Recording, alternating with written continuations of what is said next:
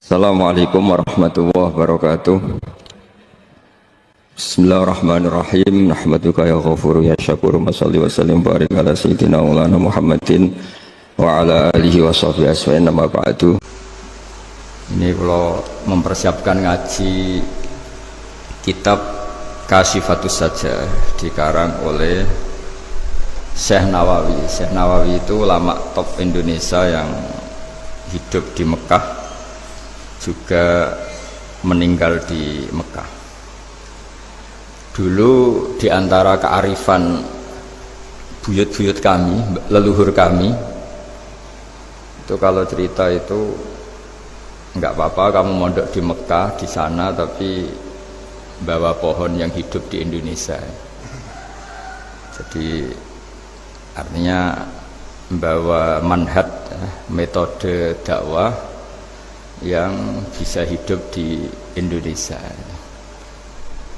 Ini penting kata Mbah Mun, karena wa ma arsalna min rasulin illa bilisani qaumi. Semua rasul diutus itu pasti sesuai kultur kaumnya. Saya punya sedikit cerita tentang kultur. Kultur itu nilai yang disepakati masyarakat, meskipun persepsi itu salah. Saya cerita sedikit tentang keunikan kultur. Nabi Yunus itu nabi. Di mana-mana nabi itu mengajak ke tauhid, ajaran yang benar.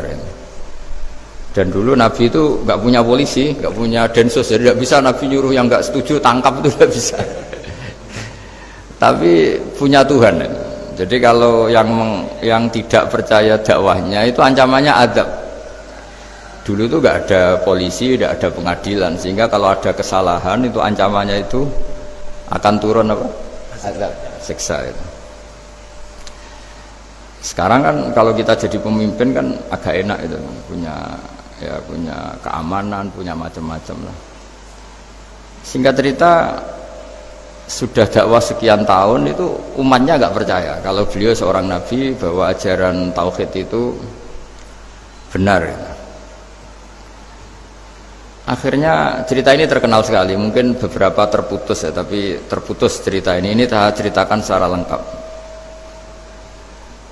Terus beliau cerita, ini waktu sudah lama saya dakwah, sudah lama saya sosialisasi itu tentang kebenaran, Anda tetap nggak iman ini 3 hari lagi pasti ada adab.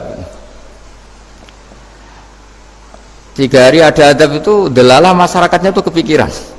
Jangan-jangan iya itu. Nah, ketika jangan-jangan iya itu diintip, rumahnya Nabi Yunus itu diintip, ya agak aneh. Diintip adalah orangnya nggak ada itu kalau Quran bahasakan abaqo itu minggat itu pergi nggak pamit ya. Itu bahasanya abaqo itu minggat. Meskipun kita tidak mungkin membahasakan Nabi itu minggat, tapi dibahasakan tindakan kan tidak mungkin karena nggak pamit itu. Jadi harus dibahasakan minggat itu. Quran sendiri bahasakan abaqo.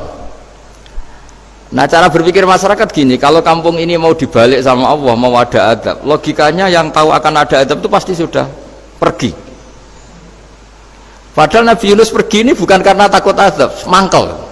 Sniai suwi gagal seminggat ya kan gitu. Jadi ada kiai minggat itu ya ada dalilnya, karena dulu itu kalau mangkel itu suami mangkel istri itu ya harus minggat, istri harus minggat. Dulu itu ya boleh, maksudnya boleh itu ya kalau darurat ya minggat sedikit lah, tidak apa-apa.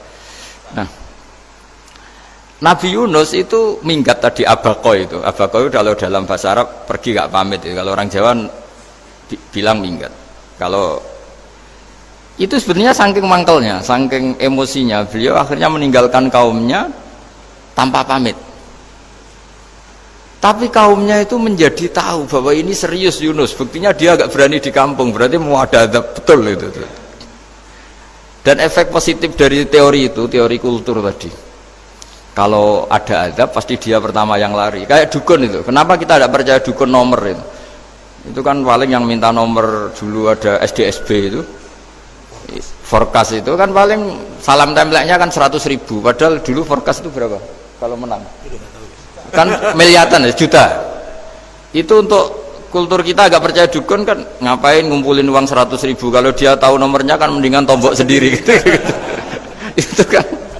Jadi orang itu mesti punya teori umum untuk membenarkan sesuatu atau membohongkan itu. Akhirnya umatnya Nabi Yunus itu iman. Iman itu artinya percaya kalau ini tidak main-main. Buktinya Nabi Yunus gak berani di situ. Akhirnya mereka tobat. Saat itu juga mereka wiridan di lapangan, terus semua kesalahannya diselesaikan. Sampai ada rumah yang sudah dibangun permanen karena di tanah tetangga, dirobohkan saat itu juga. Bahkan ada batu yang dulu nyuri, satu dua batu yang dulu hasil nyuri, saat itu juga dirobohkan, dikembalikan sama yang punya. Wah, hari itu semua kedoliman diselesaikan. Ini penting saya utarakan, jadi tobat itu tidak hanya istighfar. Kalau istighfar ribet, tobatnya orang punya utang terus istighfar gitu kan ribet. Kan ribet itu. Ada punya utang terus minta maaf itu kan ribet itu. Harus diselesaikan itu. Tobat diterima sama Allah. Batas akhir finish dari harusnya ada adab, misalnya Senin, Selasa, Rebu, harusnya Rebu itu sudah kena adab. Ternyata Rebu itu tidak kena adab. Nabi Yunus sebetulnya juga penasaran kampungnya itu kena adab tidak. Dilihat dari jauh ternyata tidak. Tambah kecewa dia. Gitu. Wah, ini saya kalau pulang pasti dibunuh karena saya dianggap pembohong. Di masyarakat situ ada aturan siapa yang bohong dibunuh. Padahal Nabi Yunus mengumumkan nanti Rebu ada adab. Kira-kira gitulah. Ternyata Rebu itu tidak ada adab, makanya dia sudah di batas kampung kembali minggat lagi karena nanti pulang pasti dibunuh karena dia dianggap bohong. Ya akhirnya masyhur itu, terus dia ikut nelayan sekenanya, yang penting lari dari kampung, ikut nelayan sekenanya. Zaman itu, ini saya ulang lagi, zaman itu nanti ini efeknya nanti ke tauhid. Zaman itu para nelayan tuh kayak sepakat kalau ada kapal atau perahu kok mau tenggelam itu pasti ada yang minggat. Artinya minggat itu pergi tidak terhormat itu. Terus fasahama fakana minal mudkhadin. Nah, dulu itu orang sudah punya peradaban. Ini cerita kultur, sudah punya peradaban. Punya peradaban. Ya sekarang gini, kalau nyemplungkan salah satu kan tidak adil diundi. Ternyata yang keluar dia Nabi Yunus. Terus mereka tahu ini orang nggak pantas dikorbankan. Dan Nabi di mana-mana itu ganteng. Memang Allah itu punya sunat unik. Nabi itu harus paling ganteng di kampungnya. Nasabnya juga harus paling baik, kabar-kabarnya juga istrinya harus paling cantik. Itu memang aturannya gitu. Nggak tahu saya, dulu saya juga janggal kenapa Nabi aturannya harus gitu. Tak angen-angen di pemimpin elek izin itu maksudnya. Misalnya pemimpin dia pasak keriting itu kan piye gitu rasanya itu. Jadi Nabi itu pasti itu paling ganteng di kampungnya, terus dari nasab ya terbaik, terus rata-rata istrinya itu ya selain solihah itu ya paling cantik. Karena ya dibully kan, sopar tidak jadi Nabi, bujune elek kan ya ribet kalau misalnya ada yang bully gitu kan tidak ribet. Singkat cerita terus dia akhirnya ditenggelamkan, dibuang karena beliau seorang Nabi, faltaqamahul khut, beliau ditelan ya. Iltikom itu tidak digigit, ditelan ya. Karena ditelan beliau tidak ngalami dikunyah, ditelan. Iltikom itu ditelan karena beliau seorang Nabi. Di dalam batnil khut itu di perut itu dia wiridan, dan barokahnya wiridan itu perut ikan ini menjadi masjid. Dia nyaman di situ, nyaman karena terus ngalami karomah lah. Andikan wali itu ngalamin karomah. Nah, kesimpulan dari cerita ini itu apa? Masyarakat itu akan selalu dengan kulturnya sendiri. Para nabi juga punya kultur sendiri. Dan Allah yang ngelola itu semua. Saya ulang lagi, Allah yang ngelola itu semua. Makanya terus dua kultur ini kalau Allah menghendaki itu gampang sekali. Akhirnya yang terjadi apa? Nabi Yunus jadi kasih sanksi Allah karena pergi tidak pamit. Masyarakatnya justru enggak karena tobat. Dan tobatnya masyarakatnya ini karena kekeliruan Nabi Yunus. Keliru dengan makna bukan dosa. Andaikan Nabi Yunus saat itu kok di rumah ingin menyaksikan adab, itu masyarakat mesti gak percaya kan ada adab. Mau ada adab kok dia di rumah gitu. Jadi Unik, Allah cara ngelola masyarakat itu unik. Nah, dari keunikan-keunikan cara Allah ini kemudian lahirlah ilmu yang bernama ilmu tauhid, ilmu tawakal, ilmu pasrah nang pangeran itu. Karena kemarin pas Pak Yusuf sama Bu Sulis sowan saya itu tak beri cerita agama itu milik Allah. Sehingga teori yang dikatakan manusia itu ya teori saja, tetap semua itu di tangan Allah. Ya saya saat itu cerita, misalnya saya ditanya, ini besi, materi besi dengan kaca itu kuat mana? Mesti kita menjawab kuat besi. Tapi saya yang mengendalikan besi dan kaca. Ternyata saya punya merencanakan menghancurkan besi, menetapkan kaca ini tak simpan, akhirnya puluhan tahun. Yang ini saya rencanakan saya hancurkan itu. Andai kan si yang menjawab tadi tahu rencana saya, mesti kuat bilang kuat kaca. Gitu. Makanya contoh paling gampang tadi. Dinosaurus itu hewan paling kuat malah musnah itu. Pitik yang nggak kuat sampai sekarang itu. Karena Allah bikin dinosaurus itu punya rencana dihancurkan itu. Sementara ayam enggak lah, gue rame-rame dunia gitu. Sehingga ya sudah. Nah, agama itu seperti itu. Agama itu sesuai rencana Tuhan. Sehingga ini cerita Nabi. Sehingga Nabi itu kadang nggak tahu bedanya antara sesuatu yang punya data, punya perangkat-perangkat untuk menuju A misalnya, itu nggak tahu bedanya. Jadi kalau Nabi ditanya misalnya gini, onta itu lahir dari betinanya, dari indukannya bisa, ya bisa. Lahir dari batu, jawabnya ya bisa. Kalau dia seorang Nabi pasti jawab bisa. Kalau Nabi loh ya, bukan direktur mandiri, Nabi itu mesti jawabnya bisa. Jadi kalau Nabi ditanya mata air itu keluar dari bumi kedalaman 7 meter, bisa. Keluar dari sini, dari meja, jawabannya ya bisa. Karena Nabi itu saking dekatnya Allah, tahu betul bahwa perangkat di dunia ini tidak bisa mendikte Allah. Semua itu kehendak Allah.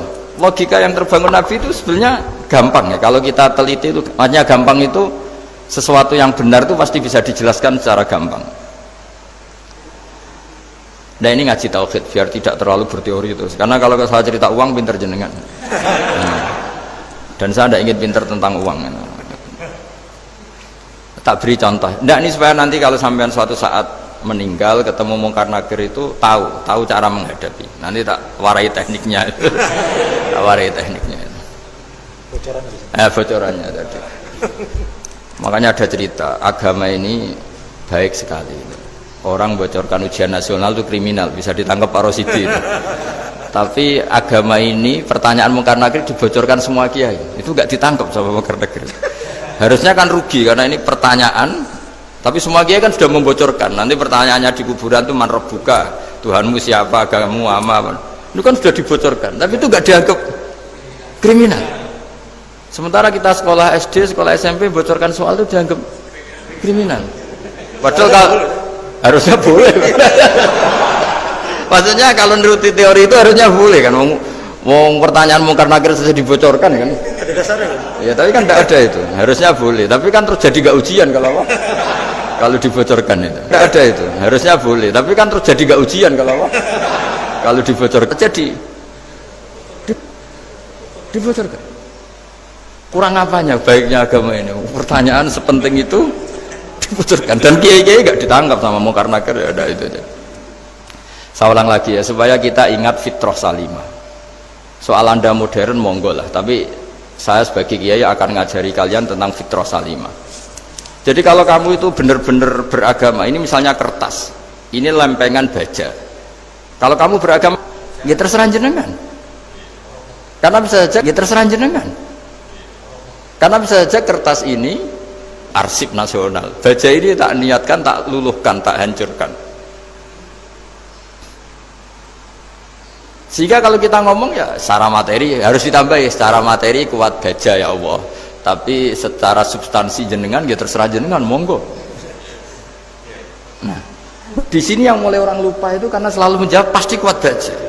Kata pasti ini yang akhirnya orang menghilangkan teori beragama. Berdasar logika. Nah akhirnya para nabi, para wali itu ditanya, Saya punya kitab karangannya Abdul Hamid, orang alim. Kitab itu dulu saya ngaji lama sekali, sampai sekarang saya pelajarin. Manusia itu dijebak hukum adat, padahal adat itu ya tidak terlibat. Misalnya kalau ada telur jadi ayam normal gitu. Ya tadi indukan unta melahirkan unta normal itu, indukan sapi melahirkan sapi normal. Tapi kalau para nabi itu bilang ya nggak normal. Nggak normal artinya tetap ada kekuatan Tuhan. Indukan unta tahu apa tentang unta? Dia punya kekuatan apa? Bisa melahirkan unta, bisa menciptakan unta di perutnya, bisa ada jantungnya, ada paru-parunya, ada ususnya. Dia bisa apa? Di situ ada tangan Tuhan itu. Karena para nabi cara berpikir gitu, melihat tembok ya sama. Tembok sama indukan unta itu sama, sama-sama mungkin mengeluarkan unta. Sehingga ketika Nabi Soleh ditanya, bukti apa kekuasaan Tuhanmu? Apa bisa mengeluarkan unta dari batu besar ini? Jawabannya Nabi Soleh ya bisa, ya bisa. Dan mukjizatnya Nabi Soleh masyhur itu, keluarlah unta dari batu. Karena secara teori ya tadi, coba unta indukan itu apa seorang profesor, apa seorang ilmuwan sehingga bisa menciptakan anaknya itu. Apa dia terlibat dalam menciptakan jantungnya, paru-parunya, ususnya? Kan enggak juga. Telur bisa apa coba? Gobloknya bukan main telur itu kan. Tapi bisa mengeluarkan ayam, dia bisa apa? Nah, para nabi, para wali itu tahu semuanya itu kekuasaannya Allah. Nah, kalau karena kekuasaan Allah, bedanya apa dengan tembok? Makanya Nabi Muhammad ketika di padang pasir, semua sahabat bingung, nggak ada air, ya Nabi santai aja. Ini gimana Nabi gak ada air, nanti orang mati kehausan. Nabi ya santai aja. Kamu ingin air katanya. Iya. Nabi nunjuk apa itu ya sudah, terus ada air. Ada yang keluar dari jemarinya, ada. Karena Nabi itu gak tahu bedanya antara ini mungkin dan tidak mungkin tuh, gak tahunya itu ya semuanya itu Allah. Kalau kamu kan gak, wah daerah gini gak mungkin ada air. Ini kan padang pasir. Air itu biasanya di daerah hutan gini malah berteori macam-macam. Seakan-akan tidak ada Tuhan. Jadi kalau orang nggak bakat wali pasti berpikirnya gitu. Makanya nggak wali-wali itu memang nggak bakat, karena itu kan artinya menafikan kekuasaannya Allah kan. Seakan-akan Allah tidak mampu bikin air di situ. Tapi kalau Nabi santai aja. Makanya Nabi Ibrahim ketika mau dibakar ya santai aja. Menurut beliau api bisa apa? Jadi itu meskipun hukum adat itu ya selalu berjalan. Normalnya api yang membakar, di padang pasir normalnya yang nggak ada air, normalnya batu ya nggak mengeluarkan onta. Tapi kamu jangan terjebak oleh keseharian yang Anda lihat. Tetap di balik itu ada kekuasaannya Allah Subhanahu wa Ta'ala. Nah, ini yang namanya iman. Dengan iman seperti itu nanti ketika kita mati itu ya santai saja. Ketika kita hidup ya tidak tahu oksigen itu apa masuk ke tubuh kita, sistemnya kayak apa, jantung kita ada ikut bikin, paru-paru kita. Artinya zaman kita hidup pun sebenarnya kita tidak bisa ngelola kehidupan, itu tidak bisa. Nah kalau sama nggak bisa, nanti setelah mati juga tidak bisa. Ya sudah, ketika kita hidup yang ngelola juga Allah, ketika mati juga yang ngelola. Bedanya apa? Nah, ini di sini terus kita dilatih, inna sholati wa nusuki wa mahyaya wa mamati lillahi rabbil alamin. Tapi kenapa kita ragu terhadap kehidupan setelah kematian? Karena ketika kita hidup seakan-akan kita tahu cara hidup. Makanya Allah itu tersinggung betul ketika ada orang merasa bisa ngelola cara hidupnya. Makanya kata Allah, kalau gojlok orang-orang yang kepedean itu, kalau kamu top, jangan mati. Itu falaula in kuntum ghaira madinin tarji'unaha in kuntum shadiqin. Kalau kamu merasa top itu jangan mati. Di mana-mana mati itu tidak top. Falaula idza balaghatil khulqum wa antum khina idzin tanzurun. Mbok ketika nyawa kamu sudah sampai kerongkongan, kamu tarik lagi supaya kamu tidak mati. Mati itu tidak top loh. Katanya kamu top kok mati.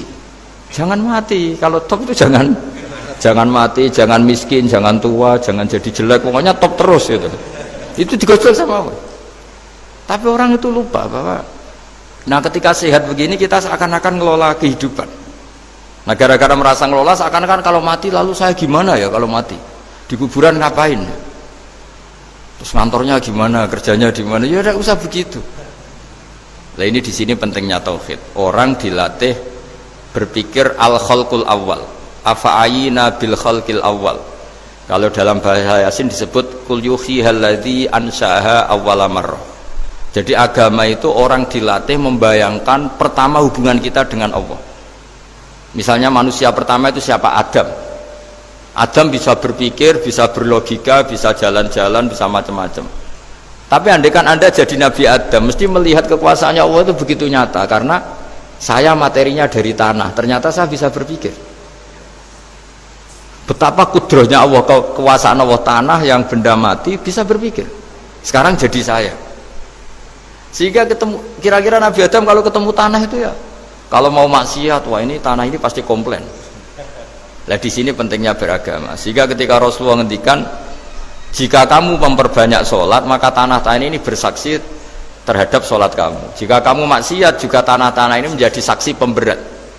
Itu kamu tidak jagal sama sekali, karena manusia pertama yang bernama Adam yang bisa berpikir itu materinya dari tanah.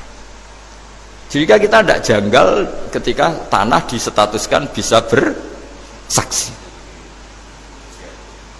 Tapi setelah kamu berpikir tanah itu bisa dicangkul, bisa dijadikan berhala, dijadikan kendi, dijadikan macam, seakan-akan tanah itu ya benda yang tidak penting.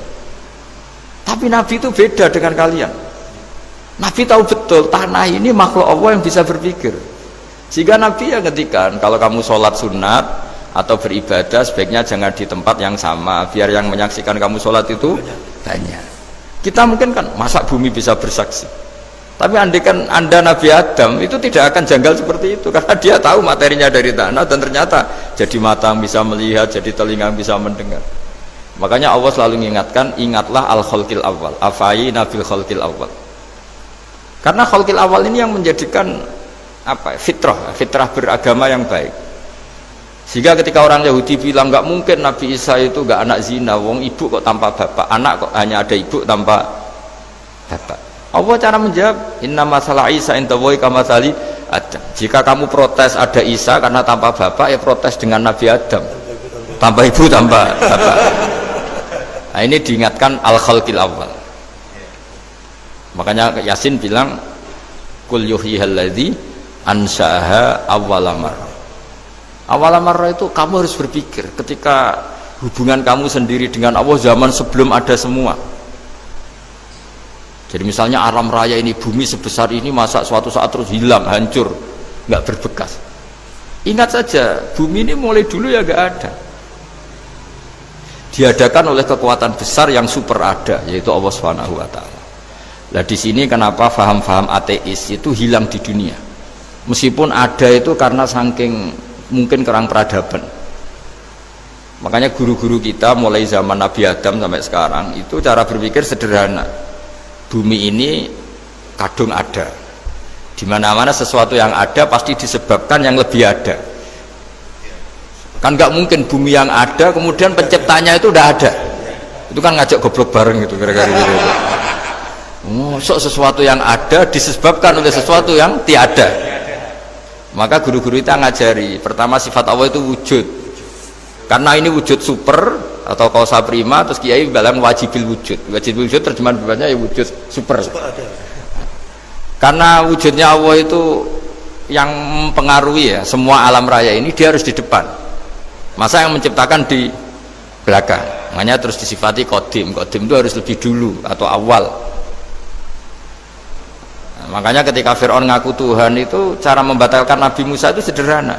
Kalau kamu Tuhan berarti baba kamu nggak ada Tuhan, karena Tuhannya terlambat datang.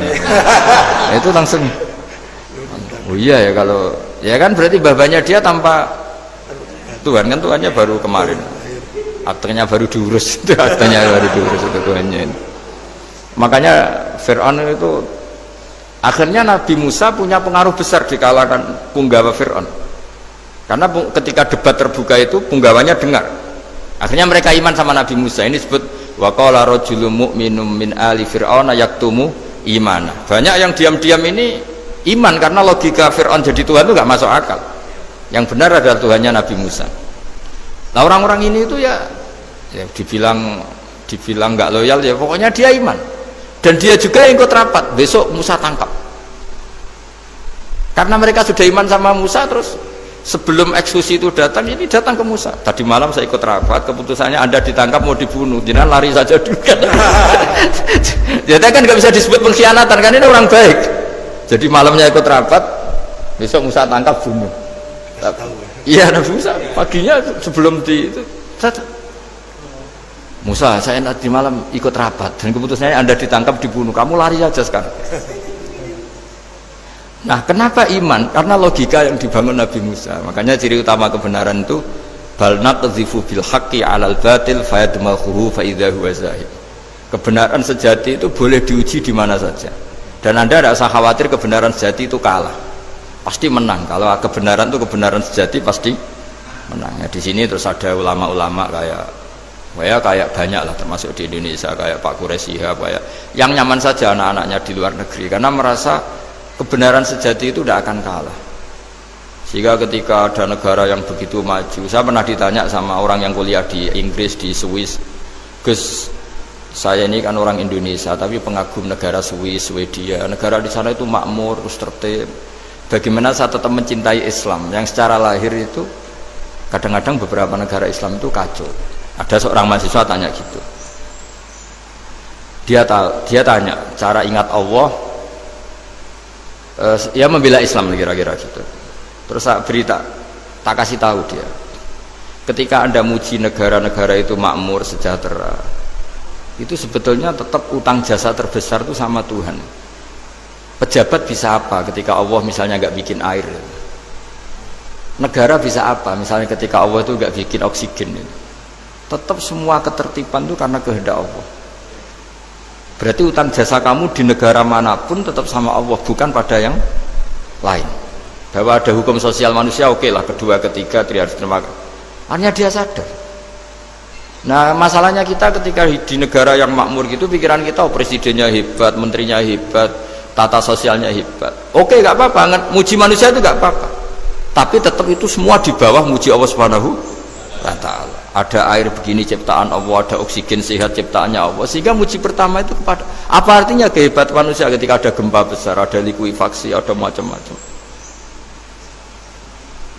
Nah, maksud saya ngaji di sini ingat Allah itu dengan cara seperti itu, sehingga ketika kita hidup di negara manapun ya utang jasa pertama pikiran kita sama Allah Subhanahu wa Ta'ala. Tapi kalau enggak, kamu terjebak hukum adat tadi, di mana-mana ayam itu yang mengeluarkan telur, telur mengeluarkan ayam, nggak bisa batu ini mengeluarkan ayam, keliru kamu. Ketika ayam mengeluarkan telur, memangnya ayam itu bisa? Apa dia berpikir sekolah dulu gimana ya cara punya telur? Kan tidak juga, tidak berkehendak juga. Apa ketika mata kamu bisa melihat terus kamu merencanakan gimana ya mata supaya bisa melihat? Ya tahu-tahu sudah melihat. Di sini disebut afa'ayina bil khalqil awwal ansa'aha awwalan marrah wa huwa alladhi yabda'ul khalqa tsumma yu'iduhu wa huwa ahwanu alaih. Allah selalu mengingatkan. Nah, iman yang baik itu iman yang seperti saya utarakan tadi. Kamu ingat kekuasaan Allah ketika belum ada apa-apa. Belum ada apa-apa ya Allah bikin manusia itu dari tanah, bikin ayam ya dari tanah, bikin sapi ya dari tanah. Bahkan semuanya dari ketiadaan. Nah, dengan iman seperti itu, nanti kalau kamu ngaji hadis, Nabi bisa mengeluarkan air dari apa? Dari jemarinya. Terus Nabi Ibrahim dibakar gak apa-apa. Nabi Soleh bisa mengeluarkan unta dari batu besar. Nabi Musa bisa menyibak laut hanya dengan tongkatnya. Itu semuanya kamu tidak jangka. Karena tadi ingat bahwa kekuasaan Allah itu tidak terbatas. Itu cara iman yang benar. Sehingga nanti ketika kita mati juga gitu. Ketika kita hidup ya tidak bisa ngatur jantung kita, paru-paru kita, pasti sama lah. Setelah kita mati juga tidak bisa ngatur, yang hanya ngatur Allah Subhanahu wa Ta'ala. Hidup kita dalam kendali Allah, mati kita dalam kendali Allah. Ya sudah, terus kita mati ya nyaman saja. Saking nyamannya itu orang-orang soleh kalau mati itu jarang berdoa. Bukan karena apa-apa, kalau berdoa itu resikonya kan gini, mustajab ndak ya, dikabulkan ndak itu. Itu menjadikan setan punya peluang masuk, diganggu. Makanya ajarannya Nabi, mangkana akhiru kalamihi la ilaha illallah wa fi riwayatin Allah dakhalal jannah. Jadi kalau mau mati bersaksi saja, sudah ini enggak saatnya berdoa, saatnya bersaksi. Makanya hanya disuruh bilang Allah, Allah, Allah. Dan supaya ini menjadi akhir kalimat. Sehingga nanti keren lah. ketika ketemu Allah, apa akhir kalimah kamu yang kamu lafadzkan? Allah, Allah. Jika di kitab-kitab diterangkan, ketika orang tua kamu mau mati sudah bilang Allah, jangan tanya catatan hutang di mana ya, tabungannya di mana ya, terakhir jawab mandiri terus mati lah. Gak boleh ditanya lagi. Sekali ditanya nanti akhir kalimatnya mandiri. Nah, itu gak boleh. Jadi sekali sudah bilang Allah jangan ditanya lagi. Pak, tabungannya di bank mana? Gak boleh. Bahayanya sekali jawab mandiri terus mati berarti akhir kalimatnya itu ya mandiri. Makanya harus akhir. Jangan nanti statusnya itu mangkana akhiru kalami, memang akhir dari yang dikatakan itu kata Allah. Nah sebetulnya teks hadis itu la ilaha illallah. Ini pinternya Kiai Jawa. Lagi-lagi kembali ke kultur. Kiai Jawa itu kiai yang bisa modifikasi kultur. Sebetulnya kalimat hadis itu yang masyhur, itu yang populer itu la ilaha illallah. Tapi Kiai Jawa itu, dan itu ngikuti kitab-kitab Arab juga, kitab-kitab. La ilaha illallah itu resikonya tinggi karena di situ kan tiada Tuhan yang berhak disembah kecuali Allah. Ada kata la ilaha ini. Nah takutnya pas la ilaha sudah mati. Nah karena itu ada resiko la ilaha gak khatam, berarti tiada Tuhan. Nah, sehingga karena ini dianggap riskan, ya terus Kiai Jawa ngajari sudah lah, gak usah kepanjangan ya sudah Allah, Allah. Jadi itu sudah agak-agak rekayasa lah, agak-agak istihad gitu. Maksudnya istihad itu sebenarnya teks panduannya itu la ilaha illallah. Teks panduannya. Tapi kiai-kiai itu tentu yang paling tahu tentang kehendak Nabi karena nekuni ilmu itu lama sekali. Kita ngikuti cara-cara ditentukan para kiai. Karena tadi la ilaha illallah itu kan ada kalimat yang tadi ya, tiada Tuhan kan. Nah kata tiada Tuhan ini yang dianggap riskan kalau nggak khatam. Daripada potensi itu terus kiai-kiai ya agak-agak improvisasi lah, itu memang ya sudahlah Allah, Allah, Allah. Nah supaya itu menjadi akhir kalimah, ya saya ulang lagi menjadi apa? Akhir kalimah. Setelah itu kata kitab-kitab jangan tanya hal lain.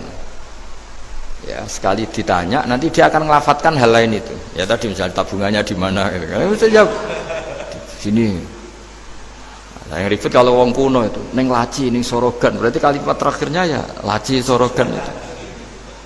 Nah, sehingga terus itu pinternya guru-guru kita. Jadi saya ulang lagi ini yang terakhir saya pesen, latihlah iman seperti imannya para ulama, para aulia, syukur-syukur yang dekati imannya para nabi.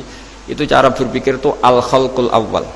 Afa'ayina bil khalqil awal. Qul yuhyihal ladzi ansaha. Nah, yang terakhir saya pernah ditanya, ya agak gojekan, agak guyon, tapi saya ditanya, saya itu nggak bisa melihat, Gus. Aneh orang Afrika itu, kan misalnya ada Miss Afrika itu, di sana itu orang paling cantik, malah kadang itu ada kriminal gitu, karena orang Afrika merkosa Miss Afrika. Itu kata orang Indonesia, Gus, dikekno aku ora doyan gitu.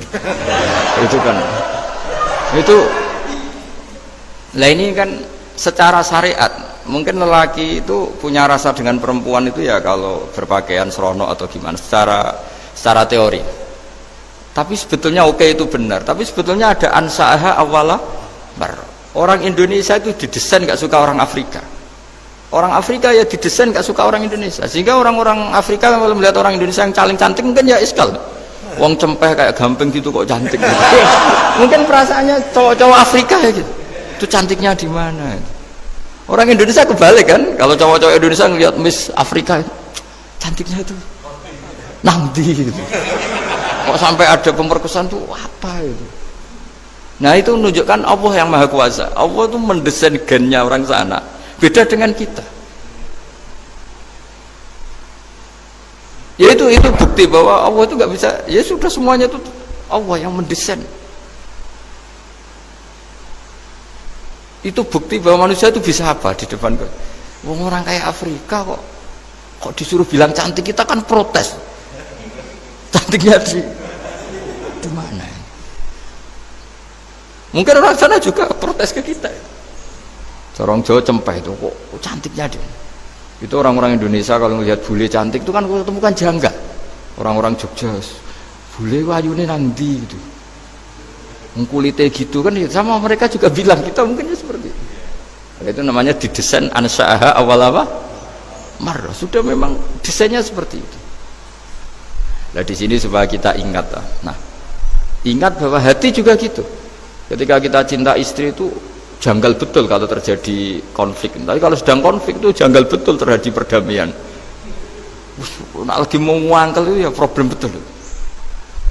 Nah ini di sini pentingnya iman. Orang terus disuruh berdoa ya muqallibal qulub tsabbit qalbi ala dini, karena kita tidak tahu cara berpikir.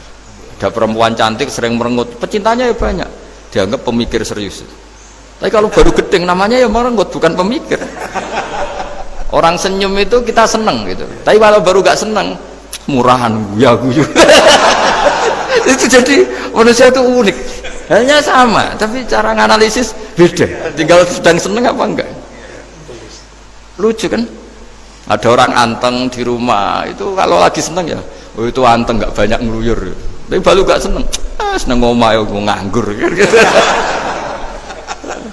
Nah, itu kita tidak pernah tahu. Kita simpulkan apa itu tidak pernah tahu. Makanya wisata, pernah ada orang wisata datang ke sini tak nasihatin. Orang wisata itu kan seneng di kampung-kampung yang terbelakang gitu, melihat orang manusia pohon, melihat apa. Terus saya bilang, itu kan kasihan kan, masa manusia jadi objek. Bahkan bayangannya ya kalau mereka jadi modern jadi gak menarik kan.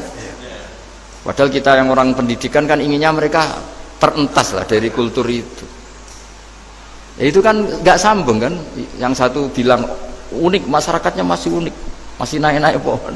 Tapi bagi orang pendidikan kan tersiksa kan. Ini bangsa kita, warga kita kok masih seperti itu. Makanya orang wisata itu nasihati, kamu ke sana itu niat melihat apa niat mengentas? Kalau niat mengentas, tak jamin ada pahala. Bagus, mau niat mengentas katanya. Niatnya baru sekarang apa mulai dulu-dulu? Baru sekarang. Ya ini cerita dari manusia itu semudah itu, Pak. Nah, setelah kamu ngaji ini, kamu tidak akan janggal terhadap kenapa Nabi itu begitu santai. Ketika tadi makanan misalnya satu wadah itu cukup untuk orang 300. Sampai Jabir yang ngundang Nabi kan hanya kambing kecil, cukup orang 6. Ternyata Nabi ngajak orang 300 lebih.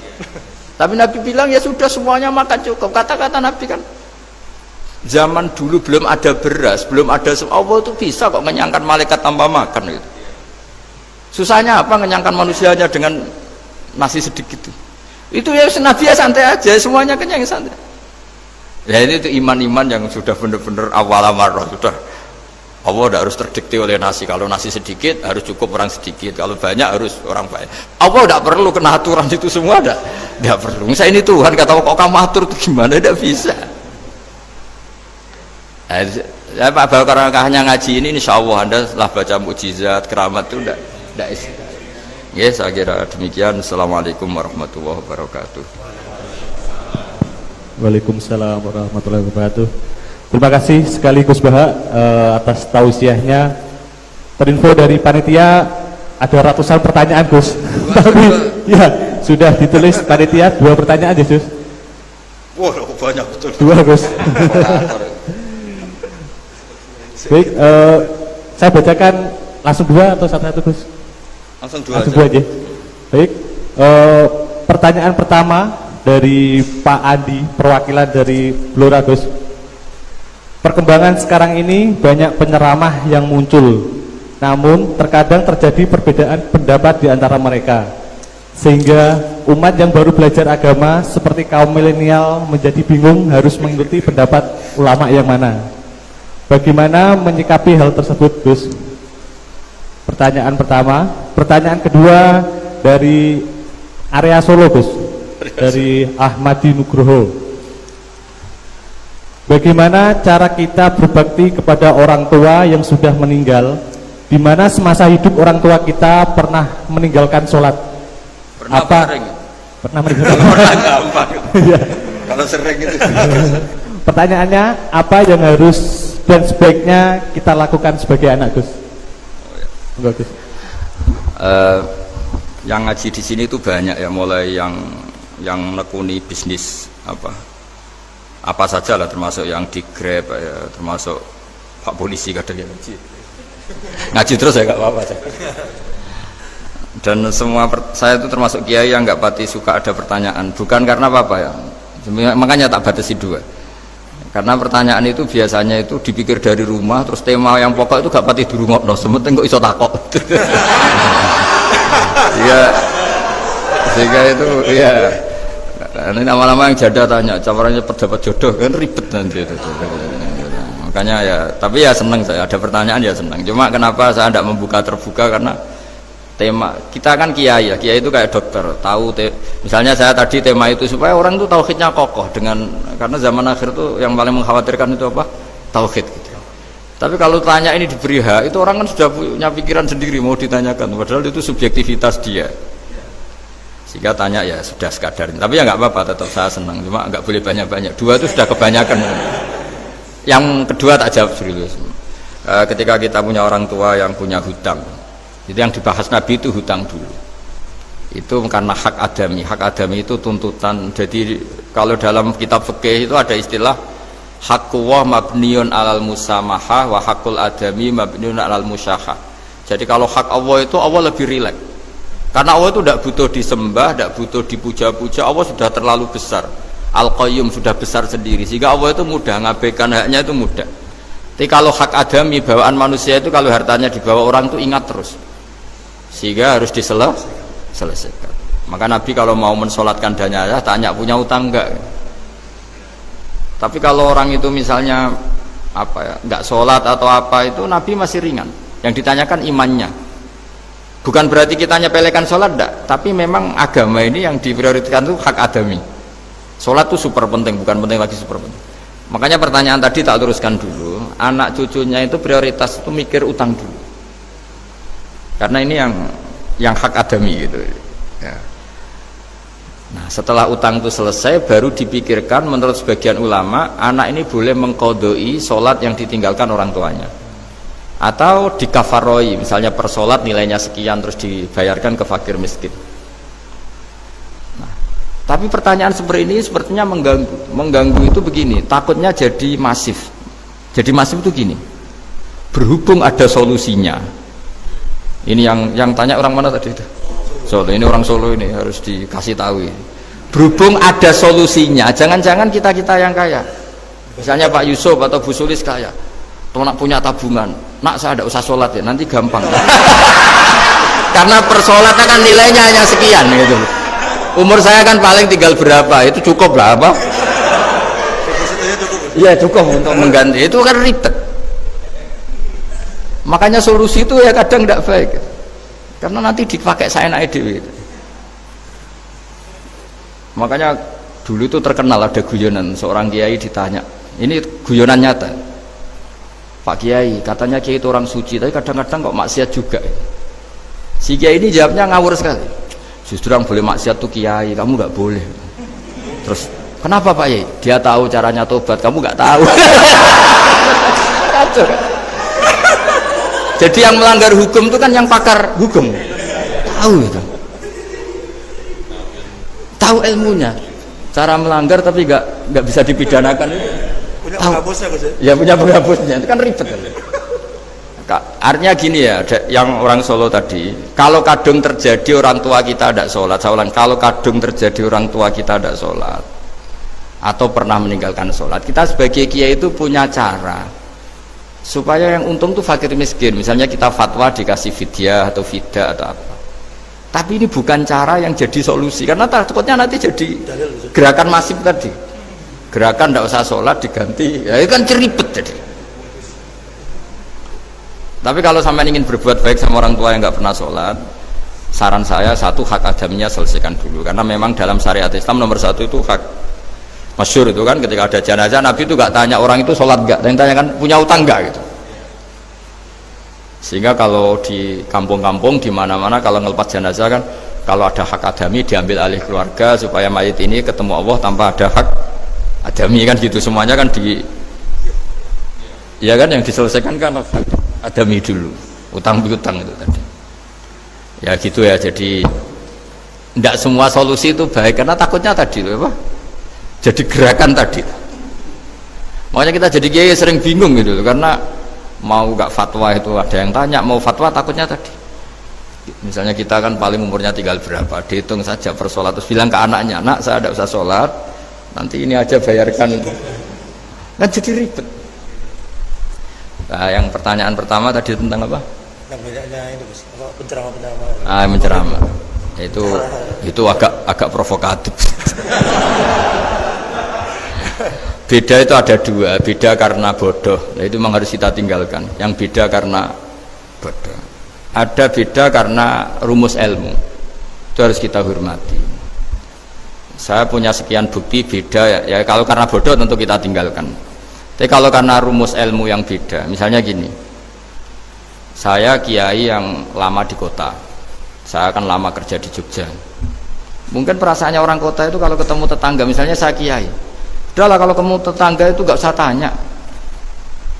Ya kalau ketemu biasa aja, tidak usah tanya, tidak usah ramah, biasa aja. Itu mungkin bagus nasihat itu di kota, karena kalau di kota itu ketemu tonggo takok badhe tempundi mau kemana itu ganggu privasi. Sehingga bagian dari kebaikan baik sama tetangga ya jangan tanya, karena itu ganggu apa? Privasi. Tapi kalau di kampung dianggap sombong kan nggak tanya. Nah hal-hal seperti ini itu perbedaan karena ilmu. Memang di kota kulturnya seperti itu, di kampung seperti ini. Nah itu bukan perbedaan karena kondisi muqtadul hal, memang kondisinya berbeda. Ya, kondisinya apa? Berbeda. Misalnya saya sebagai kiai kan bayangkan kiai itu suka lah ngaji ibadah. Terus kamu karena orang kota sukanya pizza, terus Gus sini Gus ayo naik makan pizza bareng, kan saya malah terganggu. Kamu niatnya hormat tapi ganggu karena nah. Sehingga dulu sahabat, ini cerita sahabat, ada sahabat yang ditanya tabiin itu generasi setelah sahabat. Sifli wajah Rasulillah, tolong jelaskan ke kami wajah Rasulillah Shallallahu Alaihi Wasallam. Ini sahabatnya nangis. Oh maaf sekali, saya tuh gak pernah melihat wajahnya Nabi meskipun saya berpuluh-puluh tahun jadi sahabat. Juga gak pernah sowan Nabi. Saya sering jamaah sama beliau. Ditanya kenapa? Saya itu sungkan. Beliau terlalu wibawa.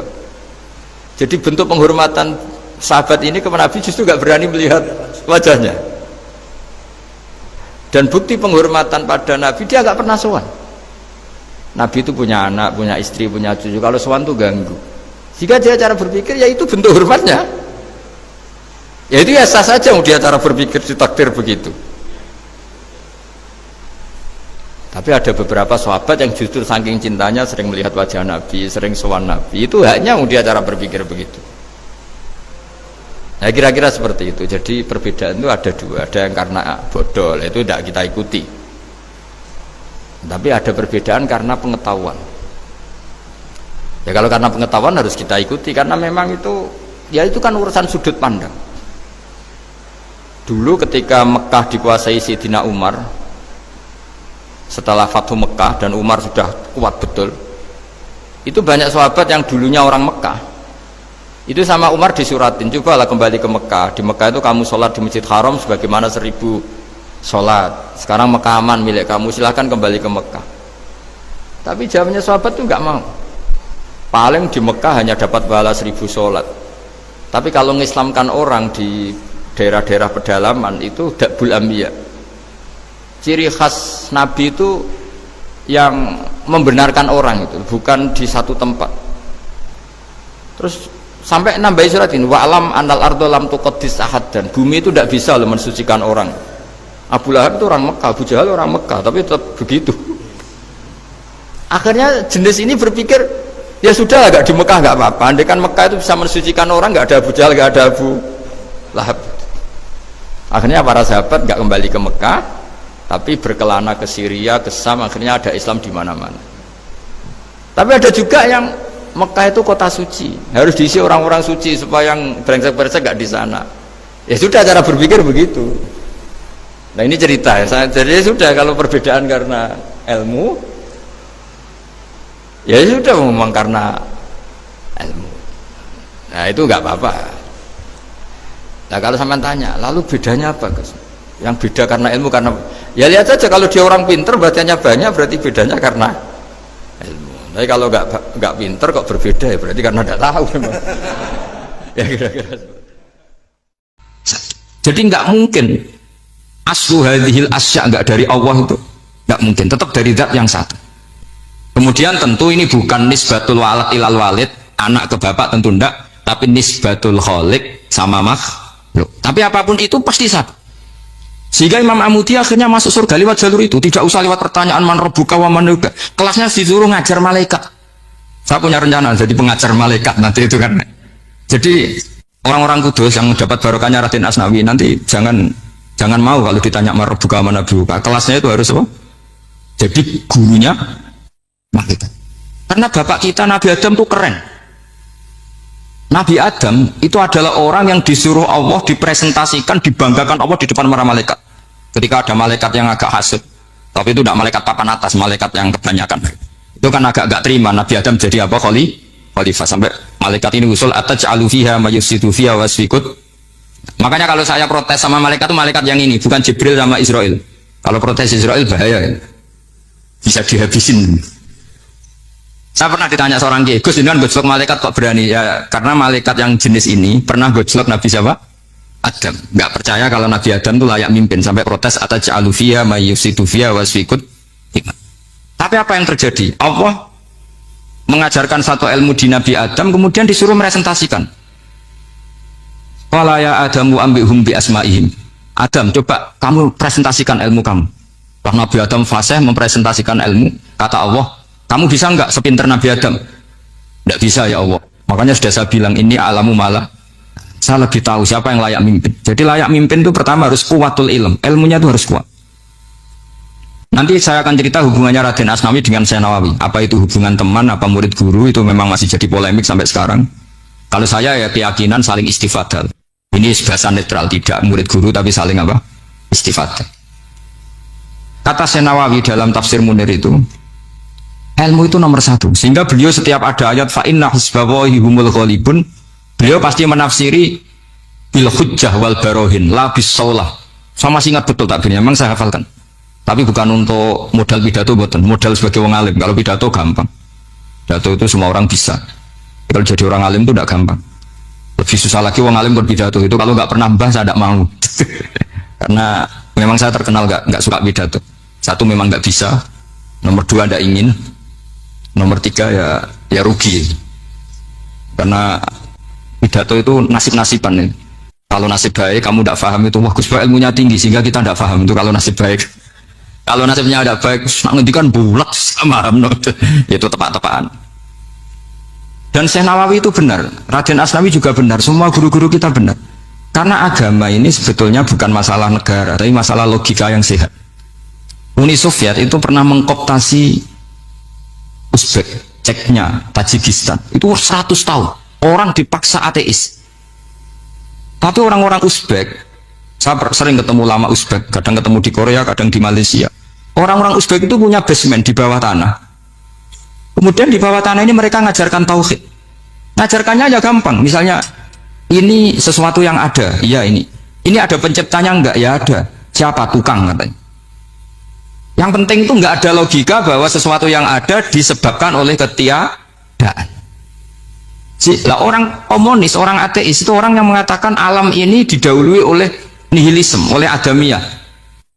Masuk akal enggak sesuatu yang ada, penciptanya sesuatu yang tidak. Sehingga orang anak-anak Uni Soviet itu enggak pernah kepikiran membenarkan ateis, itu enggak pernah.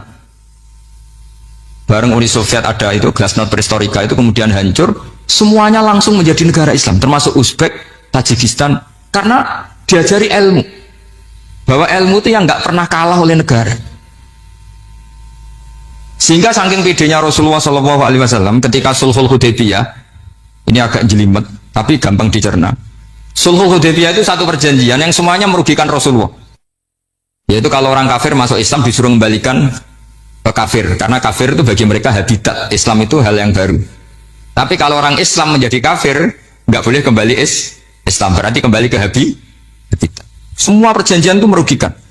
Sampai masyhur Sayyidina Umar protes ke Rasulullah, jenengan masih nabi. Itu kan ekstrim tanya. Jenengan sampai sekarang masih nabi? Ya, saya masih nabi. Kenapa tanya demikian? Karena semua perjanjian merugikan Islam, menguntungkan orang apakah? Kafir. Semua sahabat sebetulnya persis Sayyidina Umar protes, kecuali Abu Bakar. Lama-lama akhirnya di antara perjanjian itu berbunyi begini. Tapi saya minta satu hal. orang boleh mendiskusikan Islam tanpa tekanan. Itu saja permintaan Nabi. Orang boleh mendiskusikan Islam secara bebas, tidak tertekan. Karena orang-orang kafir melihat itu hal yang biasa, ya nggak masalah Muhammad. Akhirnya orang diskusi. Islam itu apa sih? Islam itu orang yang menuhankan Allah. Allah itu siapa? Zat yang menciptakan langit dan bumi. Lama-lama orang kafir berpikir, wah keren, Tuhannya Muhammad bisa bikin langit dan bumi. Tidak kayak Tuhan kita, malah kita yang bikin. Jadi mulai debat itu mulai, terus ada yang cerita lagi. Saya pernah loh nyembah Lata, pas itu dikencingi luwak. Masa ilahun ya bulu ali sa'laban, masa Tuhan kok dikencingi luwak? Yang agak-agak ahli kitab ya diskusi lagi. Wah kayaknya Yesus tidak Tuhan, masa Tuhan kok kelaparan, lemes, wah repot nanti. Jadi makanya Allah ketika ngejlok wa ummuhu siddiqah kana yakulani ta'am mal masih ibnu maryam illa rasul qad khalas min qablihir rasul wa ummuhu siddiqah kana yakulani. Coba paradok enggak, misalnya kamu didolani Nabi Isa terus ketok lemes, kenapa Tuhan saya agak sakit kero hidung, kan enggak kebayang itu punya Tuhan yang sakit setelah makan sehat, terus kan enggak kebayang seperti itu. Ketika Nabi punya konsep Tuhan, Tuhannya Muhammad itu siapa? Yaitu zat yang la awalalah, zat yang pertama. Lalu Tuhan itu siapa? Tuhan itu yang menciptakan langit bumi. Tuhan itu siapa? Yang memulai segalanya. Lama-lama mereka berpikir, wah kalau gitu yang benar itu Islam. Maka kata Imam Zuhri, Syihabuddin Az-Zuhri, fama kana fathun fil islami a'dhama min sulhil hudaybiyah. Innama kana an-nasu yatafadhaluna fil hadis wal munazah. Semua teks riwayat itu ada kata wal munazah. Orang bebas ngomong dan berdebat. Munazah itu berdebat. Terus akhirnya falam yatakallam ahadun bil islami yaqilu syai'an illa dakhala fihi. Kemudian setelah berdebat dan mereka tahu Islam, pasti akhirnya masuk. Dan itu yang sekarang terjadi di dunia. Makanya saya pernah ditanya seorang profesor, terus kalau di Jogja ada sekolah perbandingan agama, menurut Anda gimana? Asal itu tentang agama, nggak apa-apa. Tapi kalau yang dibandingkan umat Islam itu jangan. Karena nanti kalau di Indonesia kira-kira yang copet itu ditanya agamanya juga Islam, yang koruptor juga Islam. Jadi kalau yang dikaji Islamnya nggak apa-apa, tapi orangnya jangan, kata saya. Karena yang bulat ya banyak, yang nggak sholat ya banyak. Tapi kalau Islamnya saja, misalnya adu konsep tentang Tuhan. Masyhur kita mungkin banyak yang melihat itu debatnya Stanley Fischer sama Ahmad Didat itu. Tuhan kamu siapa ini itu sama Didat. Cerita Tuhan saya itu lam yalid wa lam yulad wa lam yakul lahu kufuwan. Itu spontan ada seorang mahasiswi bilang, sepertinya Tuhan Anda lebih menarik kan? Karena Tuhan Anda yang menciptakan langit bumi, yang Tuhan ini kok lahirnya sudah di bumi, masa lahir-lahir langsung jadi Tuhan? Jadi akhirnya falam yatakallam ahadun bil islami yaqilu syai'an illa dakhala fihi. Sehingga agama ini apa? Agama itu adalah kalimat tauhid. Kalimat itu apa? Logika yang terbangun. Nah, ketika logika itu terbangun, maka disebut yusabbitu Allahu alladzina amanu bil qaulis tsabit fil hayatid dunya wa fil akhirah.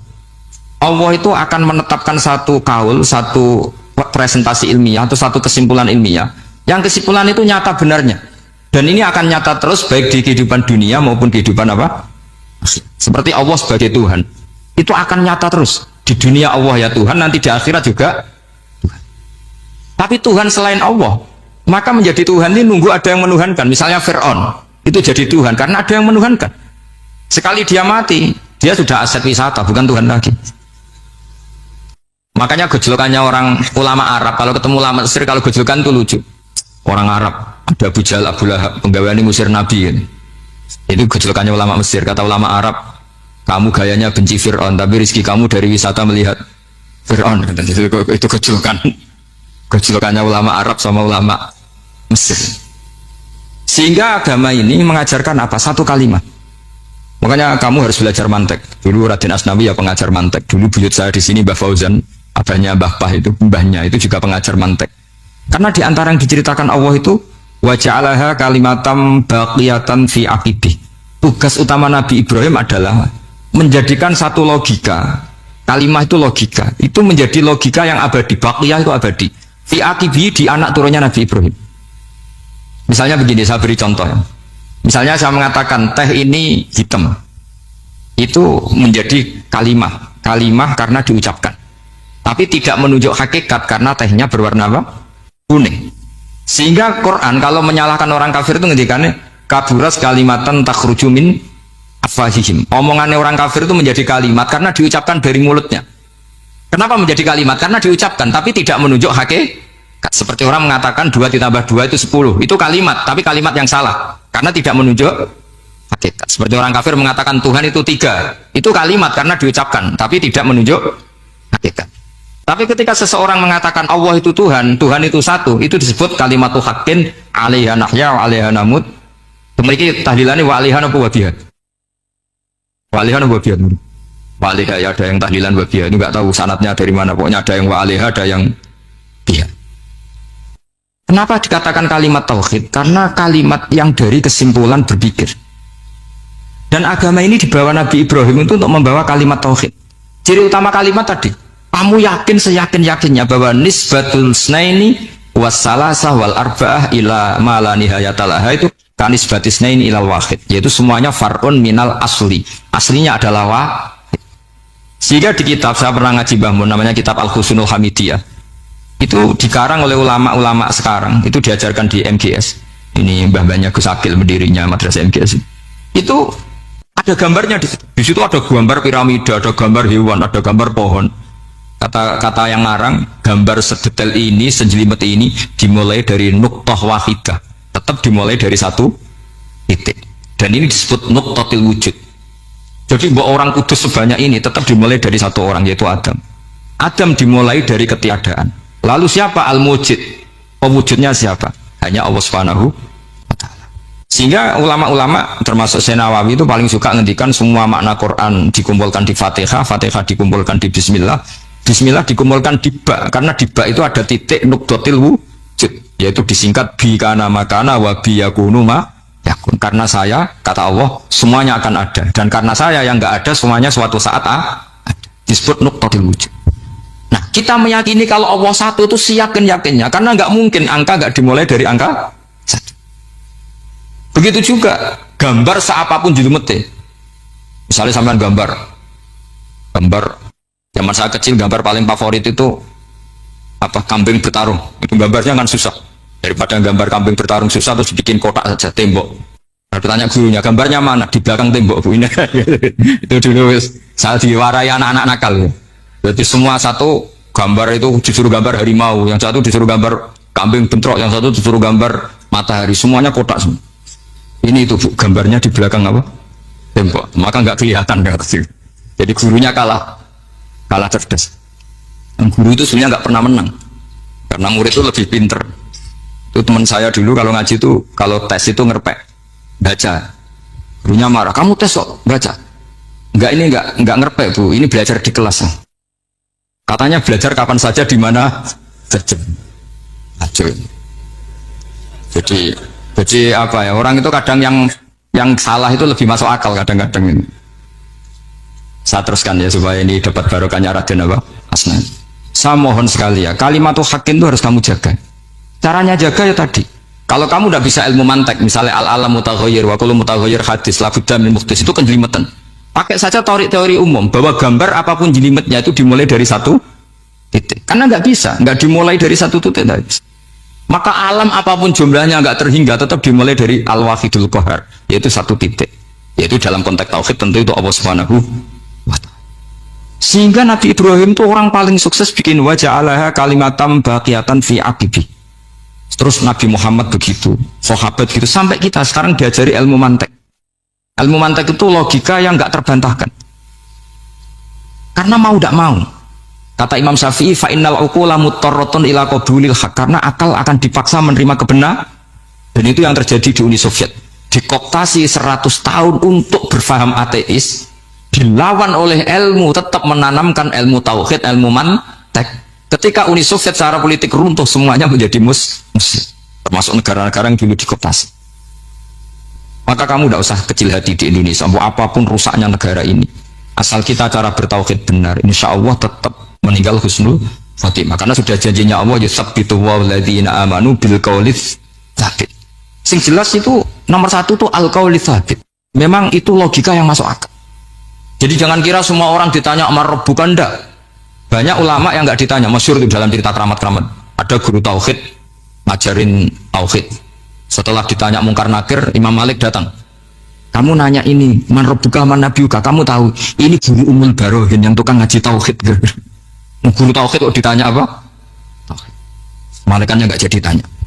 Dan saya percaya cerita-cerita seperti itu karena secara umum itu ala inna awliya Allahi la khaufun alaihim wa lahum yahzanun lahumul busyra fil hayatid dunya wa fil akhir. Artinya kalau wali itu kok ditanya mungkar nakir berarti ngalami ketakutan. Karena di situ kan digambarkan mungkar nakir itu sewangar, bawa godam. Kalau yang tanya nggak bisa dipukul sampai acur sawalam-walam. Pokoknya ceritanya kan seru seperti itu. Berarti kalau betul begitu terus ayat la khaufun alaihim wa lahum yahzanun kayak apa? Makanya dalam kitab Nasaihul Ibad itu ada cerita ini. Sampean boleh nggak sependapat dengan saya, tapi semoga nasib sampean nanti digebuki malaikat. Karena orang itu akan mengalami seperti yang dirasakan. Anak intadoni abdibi. Saya tidak bayangkan akan mengalami itu. Makanya saya ini ngajar tauhid terus. Paling tidak kalau ditanya marabbuka man nabiyuka, sampean tahu profesi saya. Saya ini pengajar tauhid. Dan biji saya 9. Dulu saya di MGS kalau ada teman bijinya tauhid kok 4 sekali swarga, tauhidnya jeblok. Dari kalau bijinya 4 sekali swarga, tauhidnya apa? Jeblok. Tapi yang bijinya 9, yang di swarga, tauhidnya itu saya dulu bijinya 9. Terus 9 terus sampai tamat. Karena nggak ada biji 10. Karena kalau 10 itu kan terlalu sempurna, nggak baik lah manusia kok sempurna gitu. Jadi udah 9 aja kan. Tapi sebetulnya pantasnya ya dapat 10. Mergo saake, mergo tenan enggak tahu saya. Di Nasaihul Ibad itu ada cerita gini dan saya percaya itu. Di sarahnya juga di sarah apa itu yang di sarah Isen Nawawi itu.